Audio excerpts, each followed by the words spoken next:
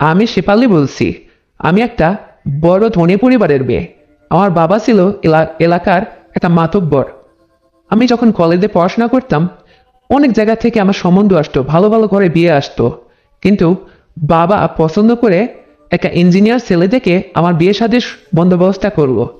তারপরে 1 মাস পরে আমার বিয়ে হয়ে গেল।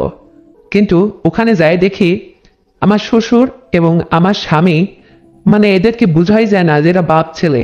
মানে আমার শ্বশুরের ফেকারটা যেন অনেক সুন্দর, হ্যান্ডসাম, ইয়াং মতো লাগে।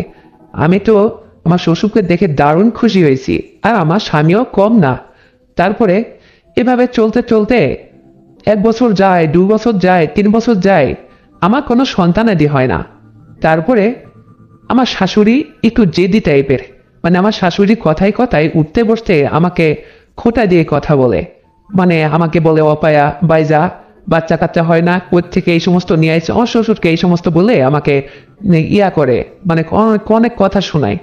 আর এইদিকে আমার ছোট ননদ, সে কলেজে লেখাপড়ে গেলে, সেও কথায় কথায় উঠতে বসতে আমাকে একটু ঠোকা দিয়ে কথা বলে।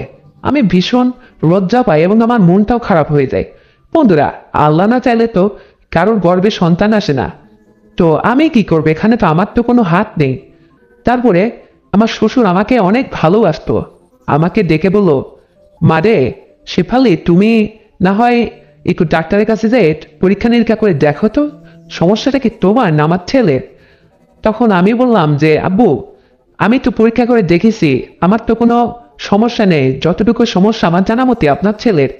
তখন আমার শ্বশুর আমাকে বললো, আচ্ছা আমার ঠিক আছে, এই পর্যন্তই তুমি থাকো, এর বেশি বলার দরকার নেই, তোমার শাশুড়িকেও বলার দরকার নেই, তোমার ব্যবস্থা আমিই করব।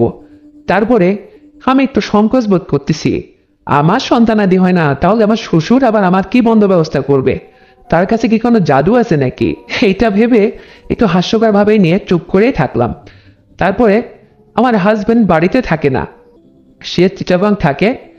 সে একটা প্রাইভেট কোম্পানিতে জব করে, সেই কোম্পানির আন্ডারেই ইঞ্জিনিয়ারিং করে। যাই হোক, সে অনেকদিন পরে পরে বাড়িতে আসে, 2 মাস 3 মাস পর পর আসে। এদিকে আমি শ্বশুরই আমার সব, মানে শ্বশুরকে আমার সমস্ত যা কিছু দরকার হয় সংসারে আনুষঙ্গিক, সেটা শ্বশুরই এনে দেয়, শ্বশুরের কাছেই বলি এটা আমার স্বামীর পারমিশন। তারপরে শ্বশুর আমাকে হঠাৎ করে একদিন বলতেছে যে, মারে শেফালি, আমার তো এই বুড়ো বয়সে শ্বশুর বাড়ির মুখ আর দেখাই হয় না অনেকদিন যাবত, আর তোমার মতো এরকম হুষ্টপুষ্ট সুন্দরী বৌমা থাকতে আমার হঠাৎ একদম খুব শখ জাগলো। মা, তুমি কি আমার শ্বশুর বাড়িতে যাবে? তো তখন আমি বললাম যে, বাবা, আপনি যেহেতু বলছেন আমার নানি শাশুড়ির বাড়িতে, হ্যাঁ যাওয়া যায়, আপনি দিন করে ফেলেন। তো আমার শাশুড়ি এটা পছন্দ করতেছে না, কারণ আমার শাশুড়ি, সে একদম শ্বশুরের চেয়ে বুড়ো হয়ে গেছে মনে হচ্ছে। কিন্তু আমার শ্বশুর জোয়ান মদ্দা, মানে ইয়াং, সে একটু ব্লেজার পরে যখন রাস্তায় বের হয় তাকে দারুণ লাগে দেখতে। আমারও খুব পছন্দ বন্ধু, হ্যাঁ, আমার শ্বশুরকে। তারপরে মানে শ্বশুরের পথ ধরে পথে হাত ধরে পথ চলতে আমার কোনো দ্বিধাবোধ নেই, কোনো খুবই আনন্দ লাগে। তো শ্বশুর যখন আমাকে এই অফারটা করলো, আমি মেনে নিলাম। তারপরে শ্বশুর আমাকে হঠাৎ করে বলে বসলো যে, তাহলে এই আগামী শুক্রবারে সকালবেলা আমরা গাড়ির টিকিট করছি, তুমি আর আমি চলে যাব, কাউকে দরকার নেই, তোমার শাশুড়ি যাবে না, তোমার শাশুড়ি যেহেতু বাড়ি থেকে চলে যাবে গেলে এই বাড়িটা সামলাবে কে। তখন আমি বললাম যে, ঠিক আছে আব্বু।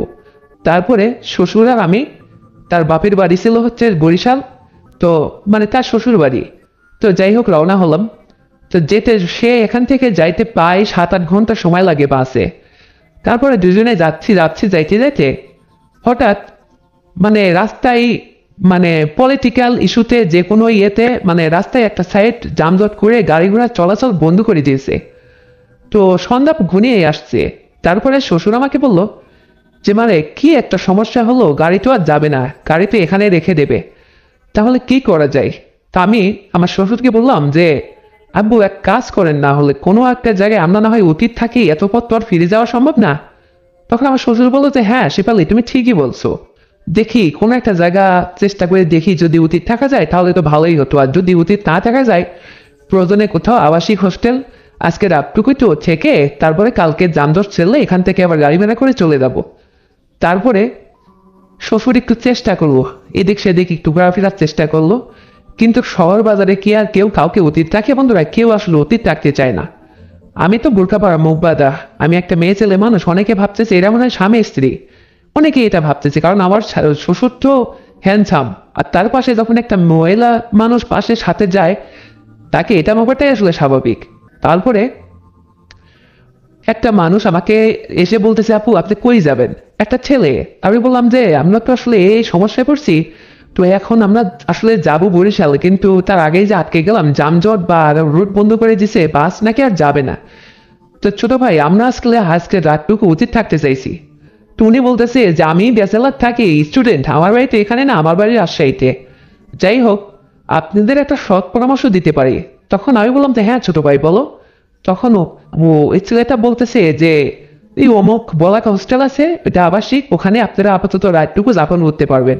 তখন আমি ওই ছেলেটার কথা মতো শ্বশুরকে বললাম যে আব্বু বলাকা হোস্টেলে নাকি আবাসিক হোস্টেল আছে, এখানে বলাকা হোস্টেল নামে, এখানে চলেন আমরা রাত যাপন করি, কালকে সকালে ভোরে না হয় গাড়ি ছাড়লে তখন চলে যাব। তো আমার শ্বশুর তখন বললো যে আচ্ছা ঠিক আছে মা তাই হোক। তারপরে তখন রাত প্রায় 9টা বেজে গেছে, এদিক সেদিক খোঁজাখুঁজি করতে করতে একটু সময় তো লাগবেই। তারপরে ওখানে হোস্টেলে এসে আমরা আসলে ওখানে একটা রুম নিলাম, রুম নিয়ে রাতটুকু থাকার চিন্তা ভাবনা করলাম। শ্বশুর আমাকে বলতেছে যে মানে এখন তো তুমি আমার বৌমা, আমি তোমার শ্বশুর, আসলে একটা রুমের মধ্যে কিভাবে একটা রুমই নেবো না দুইটা রুম। তখন আমি বললাম যে এটা আপনি কি বলেন আব্বা, আপনি আমার শ্বশুর, আপনি আমাদের একই রুমে থাকলে কি সমস্যাটা কি, শ্বশুর তো বাপের মতোই হয়। তখন আমার শ্বশুর হেসে দিয়ে বলতেছে তোমার যদি কোনো আপত্তি না থাকে তাহলে তাই করা যাক। তারপরে আমরা যাই হোক ওখানে রাতটুকু থাকতে লাগলাম। শ্বশুর আমাকে বলতেছে যে তোমার যদি খিদে লাগে আমি একটু হোস্টেল থেকে তোমার হালকা পাতলা নাস্তা নিয়ে আসি। শ্বশুর আমার জন্য বাইরে থেকে নাস্তা নিয়ে এসে আমাকে একটু দিল, দিয়ে আমাকে বলতেছে তুমি দরজা লাগিয়ে একটু বিশ্রাম নাও, একটু মোবাইল টিপাটিপি করো, এদিক সেদিক একটু সময় কাটাও, আমি বাইরে থেকে একটু আমার আবার চায়ের দোকানে বসে অভ্যাস, তো চায়ের দোকান থেকে চা টা খেয়ে ফ্রেশ হয়ে আসি। তাই বললাম যে ঠিক আছে আব্বু আপনি যান। তারপরে ওই হোস্টেলের যে ম্যানেজার উনি হঠাৎ করে এসে আমাকে বলতেছে দরজায় নক করলো। দরজায় নক করার পরে আমি যখন দরজাটা খুলে দিলাম, তো আমার শ্বশুর এদিকে তো আসতেছে না, আমার তো গা হাত পা ছমছম করতেছে। তো হোটেল ম্যানেজার আমাকে বলতেছে যে ম্যাডাম আপনার এই রুমে কি লোক লাগবে, যদি লোক লাগে ভালো টাকা দিত। তখন আমি বললাম যে ম্যানেজার সাহেব আপনি এটা কি বলেন, আপনি আমাকে আসলে যা ভাবছেন আমি তা না। তখন ম্যানেজার সাহেব বলছে ও আমি ভাবছি যে আপনি মনে হয় লোকাল, আপনি হয়তো কোনো ম্যান রুমে নেবেন, এই জন্য কোনো টাকা পয়সা, এই জন্য আপনাকে জিজ্ঞাসা করছি। আমরা না ভাই এটা আপনার ভুল ধারণা, আপনাদের হোস্টেলে নাকি এই সমস্ত চলে, আমি আমার জিজ্ঞেস করলাম। তখন ম্যানেজার সাহেব বলতেছে যে হ্যাঁ আমাদের এখানে অনেকে রাত যাপন করে, এবং তারা বলে কি যে কোনো মানুষ যদি এসে এরকম খোঁজে তাদেরকে আমাদের কাছে নিয়ে আসেন কিছু টাকা পয়সার বিনিময়ে। তো আমি বললাম যে ঠিক আছে ভাই এটা শুনলাম আর কি, কিন্তু আমি ওই ধরনের না, আমার শ্বশুর আমার সাথে আছে, আমরা গাড়ি যানজটে দিতে পারি না, এই বিপদে পড়ে আপনাদের এখানে রুম নিয়ে আশ্রয় নিছি। যাই হোক তারপরে ম্যানেজার সাহেব এটা বুঝলো, বুঝে চলে গেল। যাওয়ার পরে আমার তো ভয়ে মানে কেমন যেন লাগতেছে যে আল্লাহ কোন জায়গায় এসে রুম নিলাম, ম্যানেজার সাহেব এসে এরকম করে, নিশ্চয়ই তাহলে এই হোস্টেলে এ ধরনের কারবার চলে, আবার কে কোথার থেকে এসে আমার রুমেতে উঠবে নাকি। তাই বলে আমি ভিতর থেকে দরজাটা ভালো করে লাগিয়ে দিলাম যে এবার যে বেতে এসে দরজায় নক করুক আমি দরজায় আর খুলবো না। আমার মনের মধ্যে একটা ভয় কাজ করতেছিল। তারপরে ঠিক যখন রাত 11:30 বাজে ওই সময় আমার শ্বশুর বেটা এসে দরজায় নক করতেছে, নক করে বলতেছে যে শেফালি শেফালি। তখন আমি চিন্তা করলাম যে আমার শ্বশুর ছাড়া তো আমার নাম এখানে কেউ জানে না। তখন আমি বুঝলাম যে হ্যাঁ আমার শ্বশুর এসে দরজায় নক করতেছে। তখন দরজাটা খুলে দিলাম। ও বাবা, দরজাটা খুলে দিয়ে দেখি আমার শ্বশুরের মুখের দিকে তাকায় দেখি চোখ টোক সে তার কেমন যেন মানে লাল হয়ে আছে, সে কি একটা অবস্থা, স্বাভাবিক না অস্বাভাবিক। আমি বলছি যে আব্বু আপনার এই অবস্থা কেন, কি বাইরে থেকে কি খাইছেন, কি হয়েছে, চা খাইতে গেলেন না আপনি? তখন আমার শ্বশুর বলতেছে হ্যাঁ রে মা আমি চা খাইছি, সমস্যা নাই, এমনিতে এরকম, তুমি শুয়ে পড়ো। তো যাই হোক আমি শ্বশুরের বিছানটা ভালো করে করে দিয়ে তাকে শোয়ার ব্যবস্থা করে দিলাম, এবং আমিও তার পাশে শুয়ে, তো কোল বালিশ তো নাই, মানে দুই পাশে দুইটা বালিশ একই বেডে আসলে শোয়াটা তারপরেও আমার কাছে কেমন যেন লাগতেছিল। তো এক শ্বশুর অনেক সময় বাদে এ কথা সে কথা বলে বলতেছে যে আমার তো খুব মাথায় ব্যথা করতেছে, মানে তোমার যে কি করে বলি শেফালি তুমি আমার একটু মাথাটা একটু মালিশ করে দাও তো। তাই বললাম যাব্বা গাড়ি জানে করে আসা আসছে তো হতেই পারে এরকম। তাই বলে তার মাথায় হাত বুলিয়ে মাথাটা মালিশ করে দিচ্ছিলাম, তারপরে তার পা টিপে দিচ্ছিলাম, হাত টিপে দিচ্ছিলাম। ও বাবা, সে দেখি কিছু সময় পরে আমাকে বলতেছে যে এখানে না ওখানে, আমার খুব ভালো লাগতেছে, তুমি আমার দিকে ঘুরে এদিকে শোও, তোমার সাথে আমি গল্প করব। মানে তার ভাব কেমন যেন আমার কাছে লাগতেছিল। আমি এটা আসলে একটু মনেই করলাম যে তার তো মানে ভঙ্গিমা কেমন যেন লাগতেছে, মতলবটা কি, শ্বশুর এরকম করে কেন? রাত 1টা বেজে যায়, শ্বশুর তো ঘুমায় না। তাই বললাম যে আব্বা আপনি ঘুমায়ে পড়েন, সকালবেলা আবার উঠে গাড়ি ধরতে হবে, আমি ছেলে মানুষ, আমি যদি ঘুমায়ে পড়ি আপনিই তো আমাকে উঠে জাগাবেন। তখন শ্বশুর বলতেছে যে হ্যাঁ, এদিক দিয়ে তোমার চিন্তা করা লাগবে না, আমি ঠিক সঠিক সময়ে তোমাকে ঘুম থেকে জায়গায় নিয়ে গাড়ি ধরে চলে যাব। তারপরে অনেক রাত্রি শ্বশুর আমার কাছে হঠাৎ করে তারও আধা ঘন্টা পরে আবার কানের করে ফিস ফিস করে বলতেছে, মারে একটা কথা বলতে চাই শেফালি, তুমি কি আমার কথা রাখবা? আমি বললাম যে হ্যাঁ বা বলেন, আপনি এরকম করতেছেন কেন বলেন তো, এই আপনি উঠে বসেন তো। তখন আমার শ্বশুর বলতেছে, মারে এইভাবে বলো কেন? তাই বললাম যে হ্যাঁ, আপনি অনেক সময় ধরে এরকম করতেছেন, কেন কি হয়েছে আপনার? তে বলতেছে যে মারে একটা কথা মনে পড়ে তোমার, মানে আমি তোমাকে চেক আপ করতে বলছিলাম যে ডাক্তারের কাছে যাই, যে আমার ছেলে তোমাকে সন্তানাদি দিতে পারে না, দোষটা তোমার না আসলে আমার ছেলের।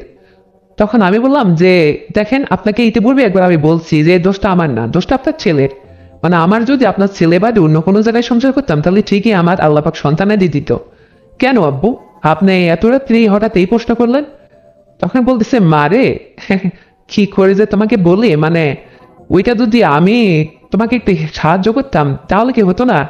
তোমার যদি হতো তাহলে তোমার শ্বশুর শাশুড়ি তোমাকে এই যে এত কথা শোনায়, তোমার ননদ তোমাকে এত কথা শোনায়, সেটার থেকে অন্তত তুমি মুক্তি পাতে। তখন আমি একটু গম্ভীর চিন্তায় পড়ে গেলাম যে আসলে শ্বশুর তো আমাকে ঠিকই বলছে, তাই তো? আমি যদি সন্তানের মুখ দেখতে পারি, আমার ননদ আমার শাশুড়ি বা আশেপাশের মানুষ এই যে আমাকে খোটা দিয়ে কথা শোনায়, এই সমস্ত কথার থেকে তো একটু রেহাই পেতাম। তো এটা কি ব্যবস্থা করলো শ্বশুর দেখি তো। তারপরে বললাম যে আবু হ্যাঁ সবই তো ঠিক আছে, তো এটা আমি পাবো কই, সেটা কিভাবে সম্ভব? তখন আমার শ্বশুর বলতেছে, আমি যদি তোমাকে একটু এইটা আমি নিজেই দিতাম বা তোমাকে সাহায্য করতাম, তোমার যদি আপত্তি না থাকে। তো আমি বললাম যে আচ্ছা আমার আপত্তি নেই, আপনি এটা আমাকে দেন, কিভাবে দেবেন? তারপরে আমার শ্বশুর, যাই হোক কি করে যে তোমাদের কথা না বলে, হ্যাঁ আমি বলতে পারছি না, যাই হোক সে আমাকে দারুণ ভাবে এটা ইয়ে করলো, মানে আমাকে চেষ্টা করলো এবং ওখান থেকে সকাল হয়ে গেল, দারুণভাবে সে আমাকে এটা সাহায্য করলো, আমি খুবই খুশি হলাম। সকাল হলো, তারপরে শ্বশুর আর আমি যাই হোক হোস্টেল থেকে স্নান করে তার শ্বশুর বাড়ির দিকে বরিশাল রওনা হলাম, গাড়িও ছাড়ছে। প্রথম সকালবেলা গাড়িতে চলে গেলাম, যাওয়ার পরে ওখানে যায় যাক তারা খুবই খুশি, কারণ দেখতে শুনতে আমি মোটা তাজা হুষ্টপুষ্ট নাদুস নদুস ফর্সা সুন্দরী, তারপরে ধনী লোকের মেয়ে, আমি আমার একটা নাম গাম বা আলাদা একটা আমার স্পেশাল একটা ইয়ে আছে, এটা আমার নানি শাশুড়ির বাড়ির লোকজন সবাই জানতো। তো আমাকে দেখে শেফালি আসছো বা আবার আমার নাতি বেটার বউ আসছে, তো এই দেখে আমার নানি আমাকে নানি শাশুড়ি জড়িয়ে দূরে কত না খুশি। যাই হোক আমাদের জন্য তারা খুবই আয়োজন করলো, রান্না বান্না কত প্রকার যে গোশ রান্না করছে, আয়োজন করছে, ভালো মন্দ আমরা সব খাওয়া দাওয়া করলাম। তারপরে নানি শাশুড়ি আমাকে সেই বাড়িতে আবার হচ্ছে মানে 3টা রুম বিশিষ্ট একটা বাড়ি আর একটা ছোট্ট দোতলা ঘর। তো নানি শাশুড়ি আমাকে আমাকে বলতেছে যে তুমি কিন্তু আমার কাছে থাকবে। আমি বললাম যে না নানি, আমার আসলে এই আন্টির জায়গায় যে কোনো জায়গায় ঘুম হয় না, শ্বশুরের পাশে থাকলেই হয়, সে তো আমার বাপের মতো, এই সমস্যা কি, আমরা ওই রুমে থাকি। তো ও বলতেছে যে হ্যাঁ তুমি বৌমা, তোমার যদি কোনো আপত্তি না থাকে তাহলে তো এখানে আমি নিষেধই করবো না। যাই হোক সারাটা দিন গেল, এদিক সেদিক ঘুরলাম, নতুন জায়গায় জেলের পাড়ে নদীর পাড়ে সব জায়গায় আমাদের ঘুরতে নিয়ে গেল, আমরা গাবখান ব্রিজ এদিক সেদিক সব জায়গায় দেখি শুনে আসলাম। তারপরে যখন সন্ধ্যা হলো, সন্ধ্যার পরে খাওয়া দাওয়া শেষে সেই আগের রাত্রের মতো শ্বশুর আমাকে বলতেছে যে কালকে কি দিছি না দিছি, মিস্টেক হয়েছে কি না হয়েছে বোমা, আজকে আর একটা বার সুযোগ দাও তুমি। তা আমি বললাম যে আমি আর আপনাকে কোনো কিছু বাধা দিব না, বা আপনি যা মনে করেন যেভাবে আপনি আমাকে সাহায্য করতে পারেন করেন, এখানে কি আমি নিষেধ করছি নাকি আপনাকে? আরে আমাকে তো আপনি যদি ওই আমার শাশুড়ি আমার ননদ বা পাড়া প্রতিবেশীর কাছ থেকে যদি এই কথার হাত থেকে রক্ষা করতে পারেন তাহলে তো আমার জন্য ভালো, আর আপনার ছেলেও এটা বুঝবে না। তারপরে শ্বশুর এটা শুনে মুচকি হাসি দিল। তারপরে আমরা যাই হোক ওই ওখানে 10:30 11টার মধ্যেই সব বিছানায় চলে গেলাম, ঘুমাইতে গেলাম। তো আমি শাশুড়ি আমার নানি শাশুড়িকে বললাম কি যে শ্বশুর খাটের উপরে ঘুমাক, আমি ফ্লোরে ঘুমাই, আমি ফ্লোরে বিছানা দিলাম। কিন্তু তাদের দেখানোর জন্য দিলাম। পরে দরজা যখন লাগিয়ে দিছি, ও বাবা, শ্বশুর দেখেই খাটে না শুয়ে বলতেছে যে আমারে বলতেছে যে তুমি উপরে এসে শাও, নাহলে আমি ফ্লোরে এসে ঘুমাবো কিন্তু বৌমা। তখন আমি বললাম যে আপনার যেখানে ইচ্ছা, তবে আপনি উপরেই থাকেন, আমি খাটের উপরে চলে আসছি, চুপ থাকেন আপনি। তারপরে কিছু সময় বাদে খাবার আমি শ্বশুরের পাশেই যেয়ে ঘুমিয়ে পড়লাম। আমার ওই ফ্লোরে ঘুমানোর অভ্যাস নেই তো, টনের লোকের মেয়ে বলে কথা। যাই হোক, তারপরে শ্বশুর তো আমাকে আবার সেই আগের রাত্রির মতো আমাকে তেমন ভাবে সাহায্য করলো, অনেক বুদ্ধি পরামর্শ দিল এবং সে ওইটা দিয়ে আমাকে কনফার্ম করলো। তারপরে আমরা যাই হোক ওখানে এইভাবে 3টা দিন পর পর এইভাবে সে আমাকে সাহায্য করলো। আমরা ওখান থেকে 3 দিন পরে আবার বাড়িতে ফিরলাম। এদিকে আমার স্বামী আবার আমাকে ফোন করলো, শেফালি তোমরা নাকি শুনলাম বরিশাল গেছো আমার নানির বাড়িতে। তাই বললাম যে হ্যাঁ, আমার শ্বশুর আমাকে সাথে করে শখ করে নিয়ে আসছে। সে নাকি এই বয়সে কোনোদিন শ্বশুর বাড়ি আসাই হয় না অনেকদিন তার। সে আমাকে বললো যে বৌমা, তোমাকে নিয়ে আমার শ্বশুর বাড়িতে যাওয়ার খুব শখ, তাই তো আসলাম। তো যাই হোক, স্বামী শুনে খুব খুশি হলো। তো বলতেছে হ্যাঁ, আমার আব্বাটা আসলে খুব ভালো মানুষ, তার সেবা তো ঠিকঠাক মতো করো। তা আমি তো বললাম যে হ্যাঁ, তোমার বাপের সেবাদত তো আমার মতো করে আর কে করবে, যে সেবাদত আমি করতেছি। আর সেও তো মনে মনে ভাবলাম আমার দারুণ সেবাদত না সাহায্য করতেছে। তুমি তো এবার এসে বাবার মুখ দেখবে, বাবার মুখ মানে তোমার ছেলের মুখ দেখবেই, মানে তুমিও বাবা হবে, মনে মনে এটা ভাবলাম। তারপরে যাই হোক, ওখান থেকে 3টা দিন থাকার পরে বাড়িতে চলে আসলাম। আসতে পথে গাড়িতে বসে শ্বশুর আমাকে বলতেছে, শেফালি তোমার শাশুড়ি বা অন্য কেউ তোমার আর আমার এই চলাফেরার এই জিনিসটা যেন বুঝতে না পারে, বুঝতে পারছো? এটা তোমার মধ্যে রেখো। আল্লাহ পাক যদি চায়, যদি হয়, তাহলে আর তো কোনো কথাই নেই, তাহলে তোমার আর কোনো কথাই শুনতে হবে না তার শাশুড়ির কাছ থেকে। যাই হোক বন্ধুরা, এইভাবে চলতে চলতে আমার স্বামীও বাড়িতে আসলো। স্বামী আমার ছুটিতে আসলো, 15 দিনের ছুটি।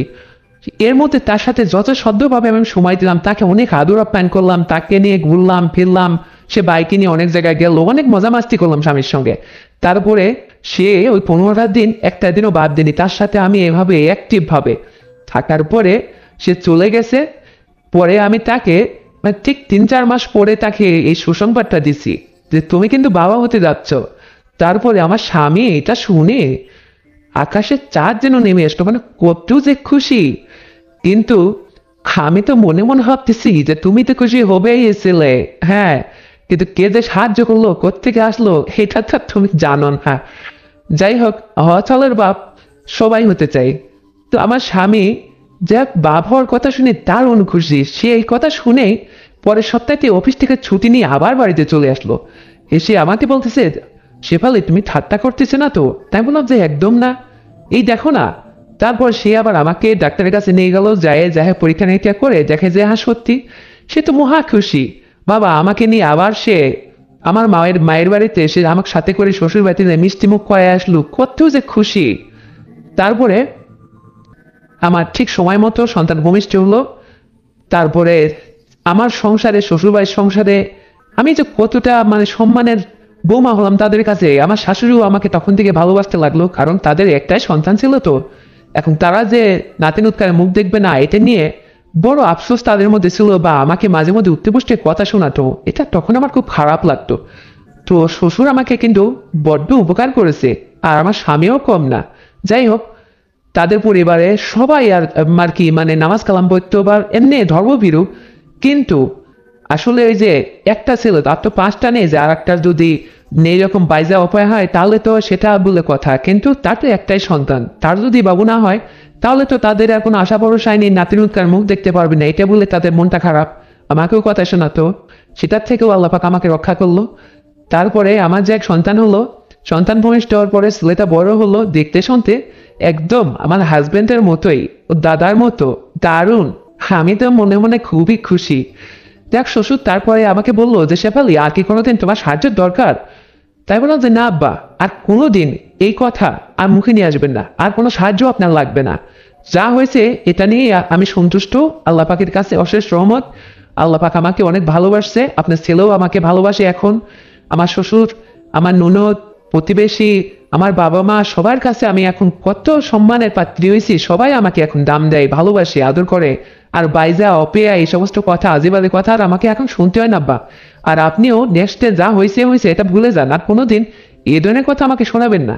তো আমার শ্বশুর তখন আমাকে বললো, মারে যেটা এটা তোমার উপকারের জন্য আমি বলছিলাম, বুদ্ধিটা দিছিলাম। যাই হোক, আমার দ্বারা যদি তুমি বিন্দুমাত্র উপকার হয়ে থাকো তাহলে আমি খুশি, কিন্তু আর কোনোদিন তোমাকে এই ধরনের সহযোগিতা আর আমি করতে চাইবো না। তুমি আমার বৌমা বৌমার মতোই থাকো, মেয়ে মেয়ের মতোই থাকো। আমি তোমাকে আর কোনোদিন বাধা দেবো না, এবং আমিও খুশি হলাম, তোমাকেও আমার পরিবারের কাছ থেকে একটু রক্ষা করলাম, মান সম্মানের হাত থেকে বাঁচালাম। তোমারও হলো সন্তানাদের সব ন্যায়কার। মা সবাই হতে চাই, বাবা সবাই হতে চাই, কিন্তু কুকুর আল্লাহ সবার আশা পূরণ করে না রে মা। তো আমি তখন শ্বশুরকে বললাম যে হ্যাঁ, এটা ঠিক, কিন্তু আজকের পর থেকে আপনার সমস্ত পিছনের কথা ভুলে যাবেন, নতুন করে আমরা আবার বাঁচতে শিখি। যাই হোক বন্ধুরা, তারপরে আমি তো আমার বাকি জীবনটা আমার সন্তানকে নিয়ে, স্বামীকে নিয়ে, শ্বশুর শাশুড়ি ননদ সবাইকে নিয়ে কত সুখীতে কাটাতে লাগলাম। 5 ওয়াক্ত নামাজ কালাম পড়ে আল্লাহর কাছে দোয়া করি, আল্লাহ তুমি আমাকে ক্ষমা করে দিও যদি কোনো ভুলবশত করে থাকি, তুমি পিছনের জীবনের সমস্ত গুনাহ মাফ করে দিও। আর এইরকম কষ্ট কোনো মেয়েকে বাইরে উপায়ে বানাও না, যে যাতে কোনো শ্বশুর শাশুড়ির বাড়ি যেয়ে অনেক কথা শুনতে হয়, শাশুড়ির বকুনি শুনতে হয়, এইরকম মানে কষ্ট কোনো মেয়েকে আর তুমি দিও না। তো বন্ধুরা, তারপর থেকে আমার স্বামী সুখী, আমি সুখী, আমার শ্বশুর খুশি, আমার শাশুড়ি খুশি, আর পুরো পরিবারটার মুখটা উজ্জ্বল করে দিলাম আমি। আর এদিকে আমার বাবা মাও আমাকে মানে দারুণ ভালোবাসতে লাগলো, নাতি ছেলে পেয়ে তারাও খুব খুশি হলো।